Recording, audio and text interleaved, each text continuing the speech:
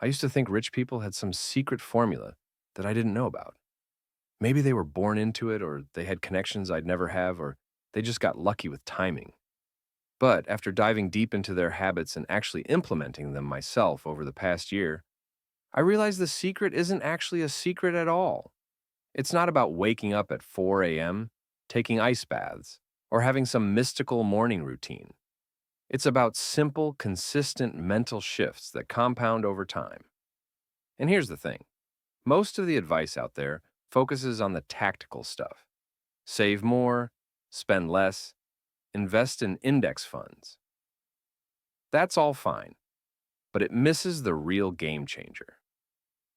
In this video, I'm breaking down 5 psychological habits that I've noticed wealthy people practice daily. These aren't just observations.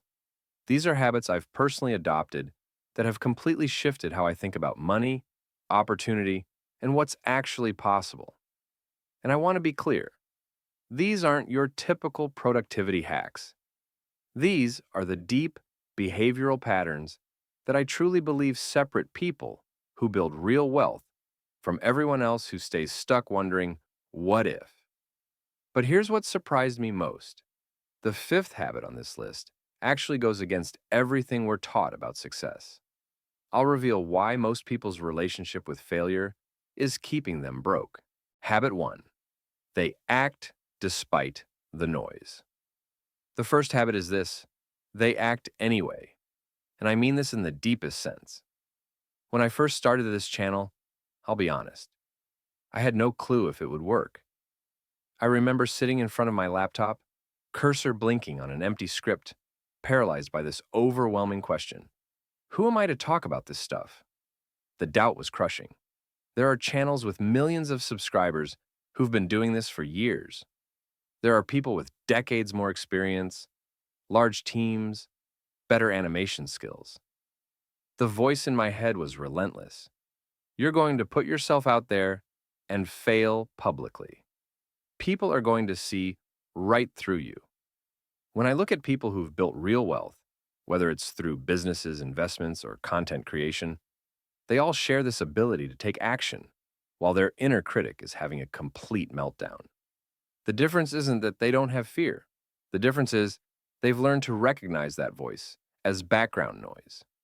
I used to think confidence came first, then action. But I had it completely backwards. Every successful person I've met has told me the same thing. Confidence comes after you do the scary thing, not before. Here's what I started doing that changed everything. When my inner critic starts up, and trust me, it still does, I literally say, "Thanks for sharing," out loud. Then I do the thing anyway. Not because I feel confident, but because I've learned that feeling ready is a luxury I can't afford if I actually want to change my life. Your brain's job is to keep you safe, and safe rarely builds wealth. The next time you have an idea for a side business, want to make an investment, or even just want to have a difficult money conversation, notice that voice telling you why you're not qualified, why it won't work, why you should wait. Notice it, thank it, then move anyway. That's the first habit. But acting despite fear is just the beginning. The second habit is where things get controversial, and it's probably the reason why most people never break through to real wealth. Habit 2, they embrace strategic obsession. The second habit might be the most controversial. They understand the power of obsession. Now, before you click away thinking I'm about to tell you to sacrifice your entire life, hear me out.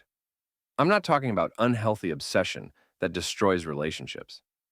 I'm talking about strategic seasons of intense focus. You can't create something extraordinary by doing ordinary things. To go from 0 to 1, from idea to reality, requires a level of focus that most people aren't willing to sustain. Every person I know who's built something meaningful has had a season of obsession. Not forever, but for long enough to get momentum. Once you're moving, once you have that foundation, then you can bring balance back in. The key is finding that sweet spot where your obsession aligns with something you actually enjoy, has income potential, and matches your natural strengths. Once you find that intersection, give yourself permission to go all in for a season. But obsession alone isn't enough if you're still trapped by the money beliefs that were programmed into you as a child. The third habit exposes the lies most of us believe about money. Habit 3. They question their money programming. The third habit is that they actively question everything they've been taught about money. Think about this. Why do we accept that working for 40 years and then retiring is normal? Why do we believe that only certain types of people can build businesses? Why do we think investing is risky, but depending on one income source isn't? Most people never examine the money beliefs they inherited.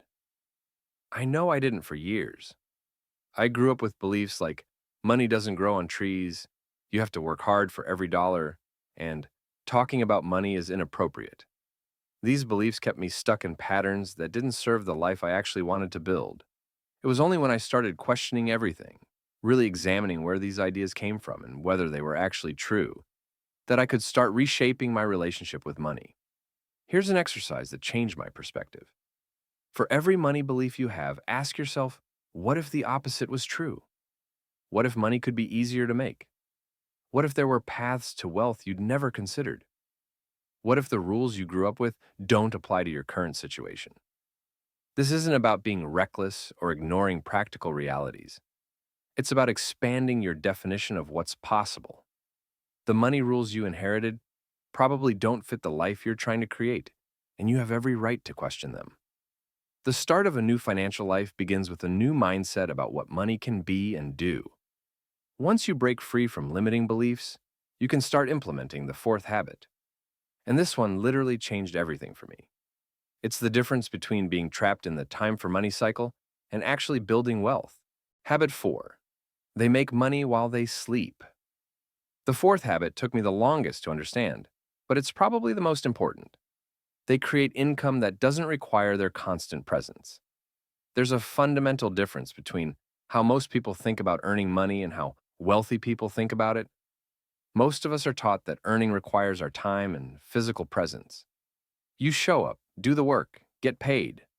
Stop showing up, stop getting paid. But wealthy people have figured out something different.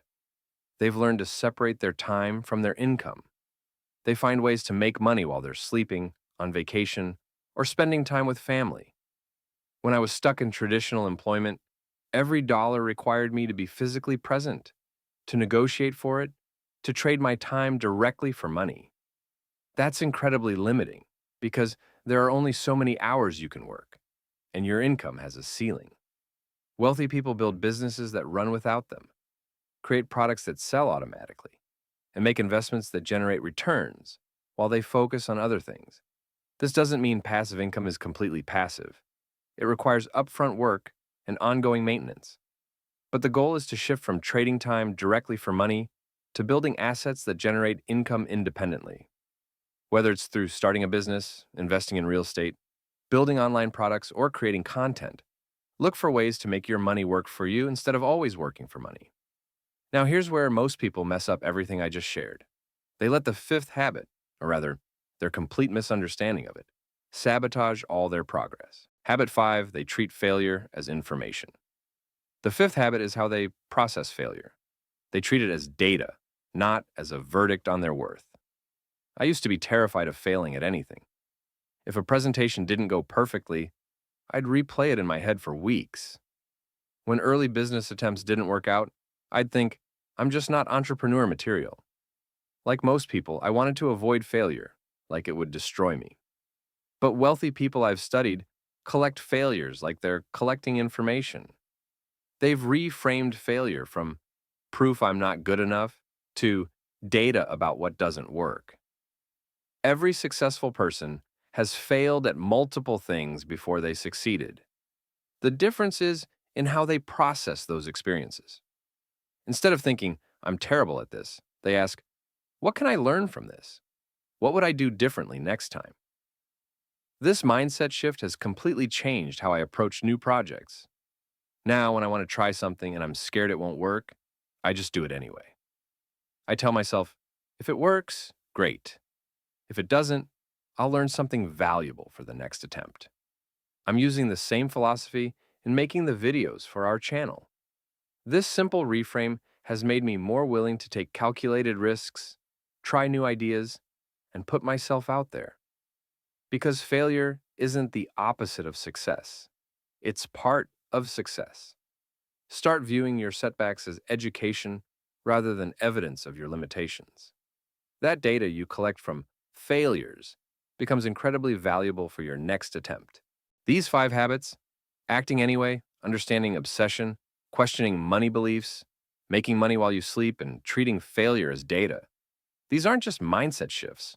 They're practical tools that can reshape how you approach building wealth. You don't need to be born into wealth or have special connections. You need to be willing to think and act differently than most people. These habits feel uncomfortable at first because they go against what most of us were taught. But that discomfort is actually a sign that you're moving in the right direction. Pick the one habit that resonates most and begin implementing it this week. Because the gap between where you are financially and where you want to be isn't as wide as you think. It just requires thinking like the people who've already crossed that gap. Thanks for watching. Hit subscribe if you liked it, and I'll see you in the next one.